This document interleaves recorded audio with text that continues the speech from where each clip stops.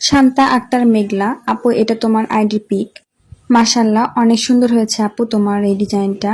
তবে আমি তোমার ডিজাইনটা পুরোপুরি কপি করিনি, কারণ অতগুলো পদ্ম আঁকানো আমার পক্ষে সম্ভব না, আমার এতটা ধৈর্য নাই অতগুলো পদ্ম আঁকানো। তাই আমি একটা পদ্ম ব্যবহার করেছি, আর বাকিটা আমি নখে অন্য ডিজাইন করে দিয়েছি। কারণ অতগুলো পদ্ম আঁকাতে বেশ সময় লাগবে, আর যেহেতু আমি যাকে মেহেদি পড়াচ্ছি তার এতটা সময় নাই, তাই আমি তাকে খুব শর্টকাটে কাজ করছিলাম যাতে একটু তাড়াতাড়ি হয়। আর পদ্ম আঁকাতে আমার মিনিমাম অনেক সময় লাগে, তার জন্য আমি নখে অন্য ডিজাইন করে দিয়েছি।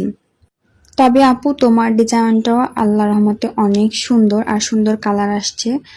আমি নিজে মেহেদি পরার পর এবং তাকে মেহেদি পরাচ্ছিলাম, কারণ আমি মেহেদি পরার পর শুধু শুধু বসে থাকতে ভালো লাগছিল না, কারণ মেহেদি শুকানোর একটা ব্যাপার আছে। মেহেদি শুকানোর জন্য আমি ভাবছিলাম যে তাহলে এই সুতোটা একটু কাজে লাগানো যাক, তাই তাকেও মেহেদি পরা দিয়েছি। কারণ হুদাই হুদাই বসে থাকা কেমন একটা লাগে না, তাই ভাবছিলাম যে ফোনও তো এখন আর চাপতে পারবো না, কারণ ফোনে ভিডিও করতে করতে ফোনে চার্জ শেষ। এই জন্য আমি ফোনটা চার্জে দিয়ে তাকে মেহেদি পরাইছি, কারণ আমার একসাথে দুইটা কাজ হয়ে গেল। তাহলে তো আমার মেহেদিও শুকাইলো, তাকে মেহেদি পরানো হলো, দেখে আমার ফোনের চার্জটাও হলো। এটা আরেকটা ফোন থেকে ভিডিও করা। তবে যখন কোনো কাজ না থাকে তখন আমার মনে হয় যে আমি বসে বসে মেহেদি পড়ি, বা অ্যাভেলেবেল হাত থাকলে আমি সবসময় মেহেদি পড়াইতাম। বাকি সব কাজ ছেড়ে থুয়ে আমি মেহেদি পড়াইতাম। আর মেহেদি পড়াতে অনেক অনেক বেশি ভালো লাগে, আর সবসময় তো আমি নিজে মেহেদি পড়ি।